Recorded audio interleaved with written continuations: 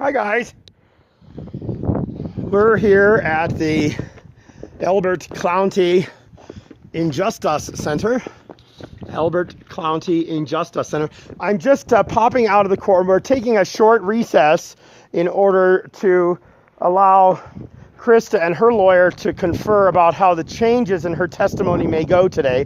The judge started off by saying this is the third, and I assure you, the last day of testimony in the contempt matter. Now, Krista Jordan filed contempt citation against Tom Benedetto for basically the guy has never complied with a court order yet. Any property that he has returned to her, she's had to go great distances to get it, and it's been damaged every time. So that's not returning it to her. You know, when the judge says you need to give that back, that doesn't mean you abandon it on a public highway and make her come get it. That doesn't mean that you take the jack off of the fifth wheel gooseneck so that you can't jack it up and put it under your vehicle. That doesn't mean that you pack the vehicles in up and under each other so that you have to spend 40 minutes trying to move them around to even be able to connect to them.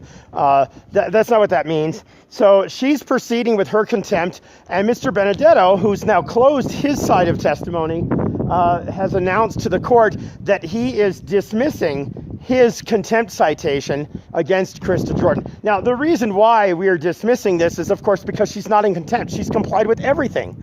She's complied with everything. Mr. Benedetto has stopped at nothing to take everything away from this woman, take everything away from her. This is the guy that she caught shacking up with some floozy in her own house. And then this bitch came and she put on extra coats in order to steal jewelry out of her bedroom. They locked her out of her room during a walkthrough ordered by the court. And the judge has already said anything that's missing when they locked her out of that room is already liable, or it's just presumptively stolen. This woman actually, her name is Anatari. You can find her on Facebook.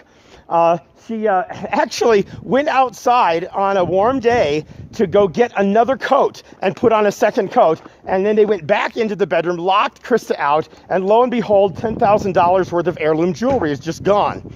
So this is the case that's before us today. The ex-husband has decided to drop his contempt citation. The reason why they're dropping the contempt citation, I'm going to tell you why. Because now Liberty Freak TV and Eric Brandt and News Now Colorado and Silent Citizen and News Now Denver and First Amendment Strike Team and all these people, we've got eyes coming into here. And you'll remember my broadcast from the Douglas County Injustice Center where I was manhandled out of the courthouse by 10 goons. I thought it was 6, by the way, but actually I've been told the count was 10. I might have been a little scared at the time and not counting right.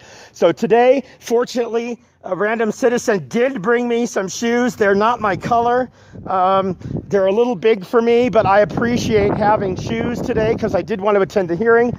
I'm just giving you guys this update now.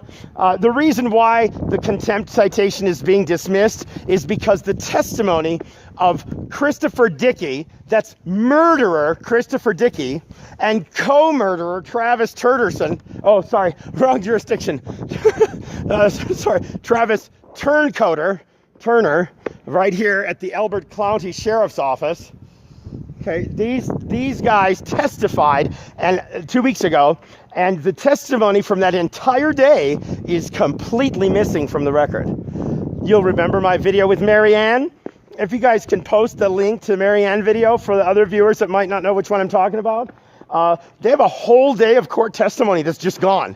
And it happens to be the court testimony that they tried to use against Krista. So my take is on this, that the judge is aware of what's going on. I think that he's involved in it. I don't trust him any farther than I can video him. Actually, I can video him really far, so that wasn't a good one. Yeah, ignore that. Throw that. I don't trust him any farther than I could throw the Injustice Center.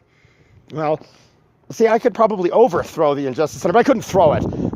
So at any rate, you guys get what I mean. I think that the judge is in on this because now if she doesn't have a contempt question to appeal, then there's no appeal and there's no way that the higher court finds out that an entire day's worth of testimony is completely gone from the record. Critical testimony that proves Dickey and Turner are liars. So I'm going to go back into the Injustice Center. Thank you for joining me, and we'll talk to you guys in a bit.